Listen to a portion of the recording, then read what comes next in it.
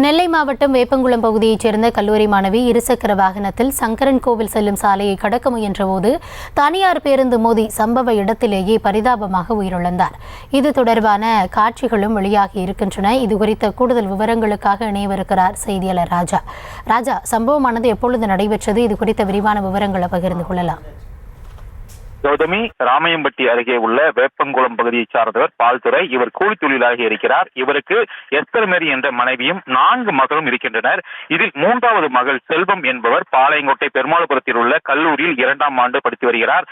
இவர் இளைய மகள் சுதர்சனா நெல்லை டவுனில் உள்ள மாநகராட்சி பெண்கள் மேல்நிலையில் படித்து வருகிறார். இந்நிலையில் இன்று காலை தங்கைய சுதர்சனாவை பள்ளிக்கு அனுப்புவதற்காக ராமைப்பட்டி சிவாஜி நகருக்கு இருசக்கர வாகனத்தில் செல்வம் அழைத்து வந்துள்ளார். அதன் பின்னர் சிவாஜி நகர் பஸ் நிறுத்தத்தில் டவுன் வழியாக செல்லும் அரசு பேருந்தில் தங்கை சுதர்சனாவை ஏற்றி அனுப்பிவிட்டு செல்வம் வீட்டிற்கு செல்ல சாலை கடந்த போது எதிரே வந்த அரசு பஸ்ஸை முந்தி செல்வதற்காக நெல்லையை நோக்கி வேகமாக வந்த தனியார் பேருந்து இருசக்கர வாகனம் மீது பயங்கரமாக மோதியது. இதில் இருசக்கர வாகனத்தை ஓட்டி வந்த செல்வம் தூக்கி வீசப்பட்டு ரத்த வெள்ளத்தில் சம்பவ இடத்திலே பரிதாபமாக பலியானார்.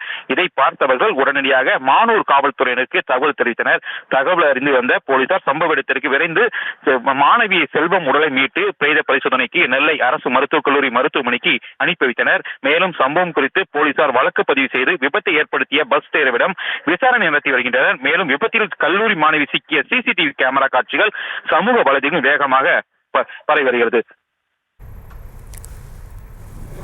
விபத்து தொடர்பான விவரங்களுக்கு நன்றி ராஜா. செய்திகளை உடனுக்குடனும் துல்லியமாகவும் தெரிந்து கொள்ள சப்ஸ்கிரைப் பண்ணுங்க.